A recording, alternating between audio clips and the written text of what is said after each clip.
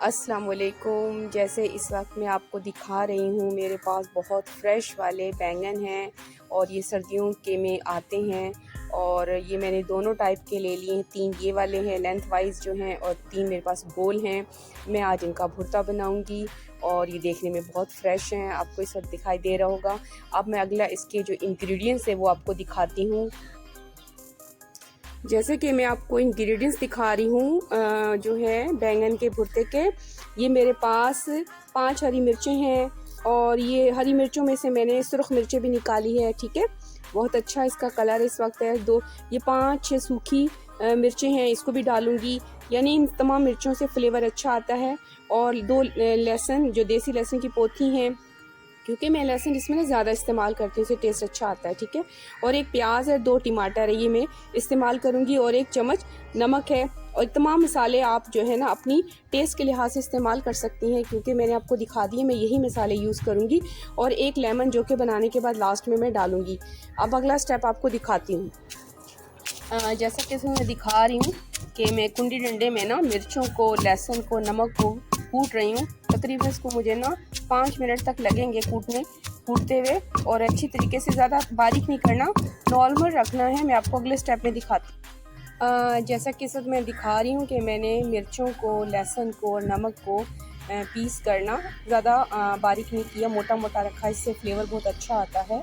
अब मैं अगला स्टेप आपको दिखाती हूँ कि बैंगन को किस तरह जो गैस के चूल्हे पे फ्लेम में आपने उनको पकाना है।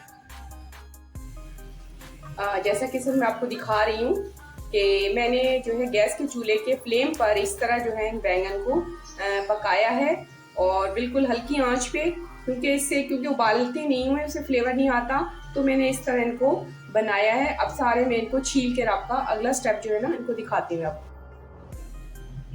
जैसा कि सर मैं आपको दिखा रही हूँ कि मैंने गैस के फ्लेम पर इस तरह इनको पका लिया है और बहुत अच्छी खुशबू आ रही है। जब आप भी बनाएंगे तो ऐसी ही खुशबू आएगी और ये बहुत अच्छे लग रहे हैं। अब इनको छीलती हूँ और उसके बाद मैं अब अगला स्टेप आपको दिखाती हूँ।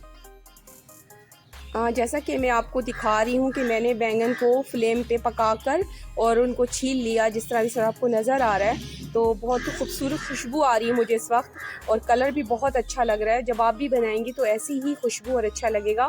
और इसके बाद मैं अगला स्टेप आपको दिखाती हूँ। जैसा कि मैं अभी इस वक्त को तवा दिखा रही, क्योंकि मैं भुर्ते को तवे पे ही भूनती हूँ और इससे बहुत अच्छा फ्लेवर आता है। और इसमें मैंने जो है 5 चम्मच, यानी 4 से लेकर 5 चम्मच तक मैंने ऑयल डाला है, ठीक है।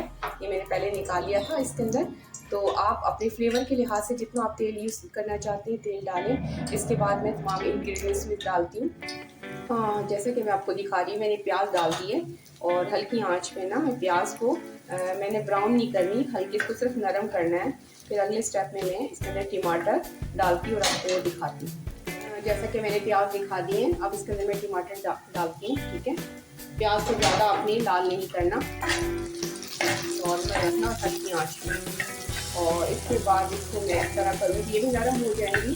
5 मिनट के बाद मैं आपको दिखाती हूँ, ठीक है। साथ के साथ आपने छुरी से ना इस तरह करते हैं ताकि ये टमाटर के अंदर से मिक्स हो जाए। इस तरीके में तकरीबन 3-4 मिनट लगेंगे। इसके बाद थोड़ा सा नरम हो जाएगा, ये मिक्स हो जाएंगे। फिर हम जो हमने मिर्चें कूट के रखी हुई हैं और हमने जो बैंगन को फ्लेम पे जो पकाया है वो हम तमाम चीज़ इसमें मिक्स करेंगे। इस तरह हम करेंगे, इतनी अच्छी खुशबू आ रही है। इसके बाद मैं आपको अगला स्टेप दिखाती हूँ। के बाद जो मैंने बैंगन को फ्लेम पे पकाया था और मिर्चों को, ये जो है ये सबको मिक्स कर दें।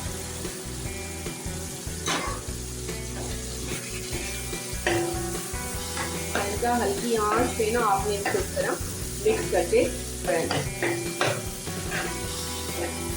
और ये इसी पे ये बहुत कम टाइम लगता है क्योंकि फ्लेम पे पक चुके हैं।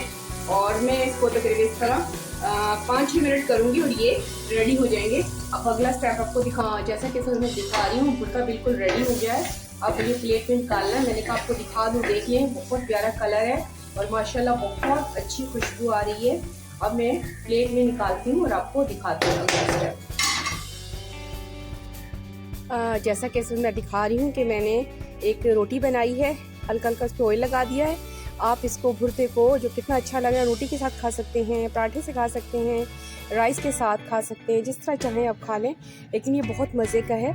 और मैं आपको टेस्ट करके बताती हूँ।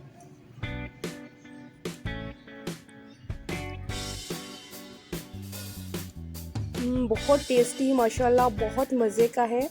आप ज़रूर ट्राई कीजिएगा, आपको बहुत पसंद आएगा और देखने में इतना अच्छा लग रहा है, जब बनाएंगे तो बहुत मज़ा आएगा। शुक्रिया, अल्लाह हाफ़िज़। अगली रेसिपी के साथ फिर हाज़िर होंगी। खुदा हाफ़िज़।